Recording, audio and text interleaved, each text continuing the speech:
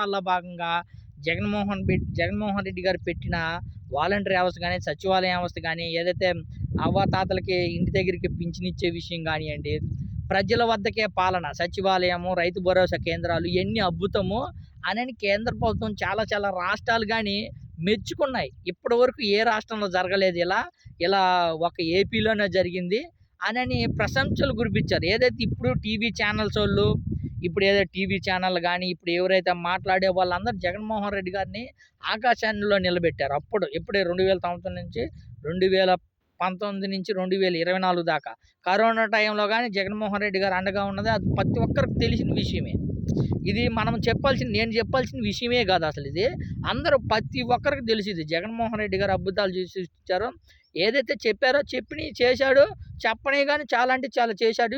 ఇంటి దగ్గరికే పరిపాలన తెచ్చాడు అనే విధంగా చేశారు. కానీ టీడీపీ పార్టీ గెలిచిన తర్వాత టీడీపీ కొంతమంది మంత్రులు ఒక మంత్రి ఏం మాట్లాడుతుందో ఒకసారి వినండి. విన్న తర్వాత మనం ఒకసారి క్లియర్గా మాట్లాడుకుందాం దాని గురించి. అసలు నాకే అర్థం కాల, మైండ్ పోయింది నిజంగా ఇట్లా ఉందని. ఒకసారి వినండి. 151 నుండి 11 అయ్యారు. మధ్యలో 5 లేచిపోయింది, 5 వెళ్ళిపోయింది. ఎందుకు వెళ్ళిందో మీకు అందరికీ తెలీదా? అంటే 151లో నుంచి 5 పోయినాయి, 11 వచ్చినాయి అంట. అసలు నీకు ఈ విషయం అయితే నాకైతే అసలు ఎవరికి అర్థం కాదు. అసలు జగన్మోహన్ రెడ్డి గారికి అసలు 151 నుంచి 11 సీట్లు వచ్చాయంటే అసలు ఎవరికి అర్థం కాని విషయం. అసలు అర్థం కాదు. ఎందుకంటే ఒక విద్యార్థి 99 మార్కులు వచ్చిన విద్యార్థి నెక్స్ట్ ఇయర్ అటర్ ఫ్లాప్ అంటే ఇంకా ఎగ్జామ్ రాసి కానీ ఫెయిల్ అయ్యాడంటే ఎవరైనా నమ్ముతారా? సేమ్ జగన్మోహన్ రెడ్డి గారిది కానీ అది 151 సీటు గెలుచుకున్న జగన్మోహన్ రెడ్డి గారు, అందులో బాగా జనాల్లో ఏమీ వ్యతిరేకత లేదని జగన్మోహన్ రెడ్డి గారు 11 సీట్లు వచ్చాయి. అదేవిధంగా ఏ విద్యార్థి అయితే 95 మార్కులు వచ్చిన విద్యార్థి డైలీ స్కూల్కి వెళ్తా ఎగ్జామ్స్లన్నీ బాగా రాస్తా ఫైనల్ ఎగ్జామ్స్ రాసి కానీ ఫెయిల్ అయ్యాడంటే ఇంకా విద్యార్థిని ఏమనాలా ఏంటనేది ఎవరికి అర్థం కాని విషయం. అందుకే 11 వచ్చాయమ్మా, అది ఎవరికి అర్థం కాదు.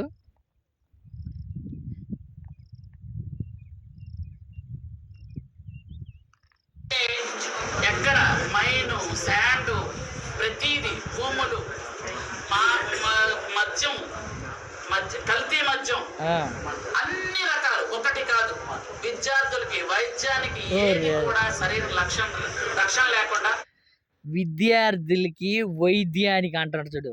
విద్యా వ్యవస్థలో జగన్మోహన్ రెడ్డి గారు తెచ్చిన మార్పులు ఇప్పటి వరకు రాష్ట్రంలో ఎవరు తీసుకురాలేదు. ఇదా నిజమా కాదా? తర్వాత ఆరోగ్యం విషయంలో జగన్మోహన్ రెడ్డి గారు పెట్టిన ఇప్పుడు టీడీపీ వచ్చి రాగానే 134 జబ్బులను తీసేసింది ఆరోగ్యశ్రీ నుంచి. ఎవరు గొప్ప మరి ఈ మంత్రి గారు ఏం చెబుతున్నారో చెప్పు. పథకాలను ఏదైతే జబ్బులను పెంచేవాళ్ళు జబ్బులు ఉన్న జబ్బుల్ని ట్రీట్మెంట్ చేయించుకోవటం, తీసేసే వాళ్ళు మంచి వాళ్ళు మరి చూడండి. 5 సంవత్సరాలు ఓ పక్క ఉద్యోగస్తులకి, ఇంకో పక్క ప్రజలకి, ఇంకో పక్క మహిళలకి, ఇంకో పక్క ఉద్యోగస్తులను మొన్న ఏమన్నారు చూశారుగా అచ్చెన్నాయుడు గారు, అయ్యన్న పాత్రుడు గారు. రే మా కార్యకర్తలు వచ్చి కుర్చీ వేసి టీ ఇచ్చి మీరు పని చేయాలా అని అన్నాడు అచ్చెన్నాయుడు.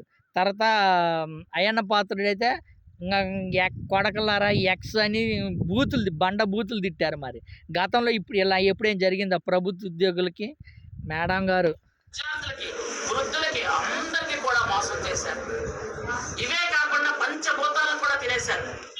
గాలి, నిప్పు, నీరు, ఆకాశం, భూమి కాదేది అవినీతికి అనర్హం అన్నట్టుగా మొత్తం మింగేశారు. కాబట్టి ఆ పంచభూతాల్లో ఉన్న 5 పైకి వెళ్ళిపోయింది, ఆ 11 మిగిలిన వాళ్ళకి. ఈ 11 మిగిలిన తర్వాత కూడా మాకు ఇంకా ప్రత్యేక హోదా కావాలి అంటున్నారండి.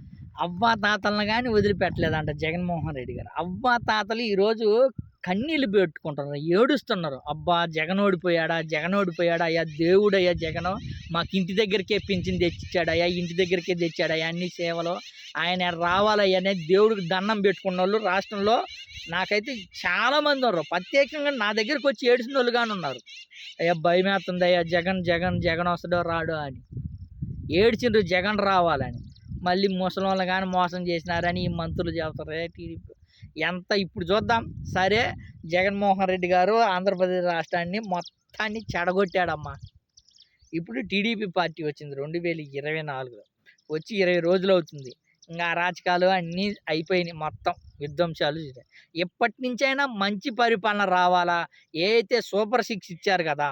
సూపర్ 6 హామీ ఇచ్చారు కదా! అయన్నీ జరగాల. మళ్ళీ రాష్ట్రాన్ని అభివృద్ధి పరచాలని నేనైతే మనస్ఫూర్తిగా కోరుకుంటున్నా. జగన్మోహన్ రెడ్డి గారి ప్రభుత్వం ఎట్టా ఓడిపోయింది.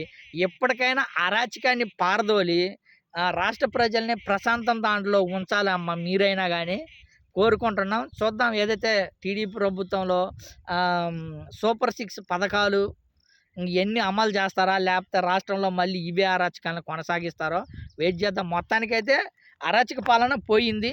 మంచి పరిపాలన రావాలని మనమందరం కోరుకుందాం.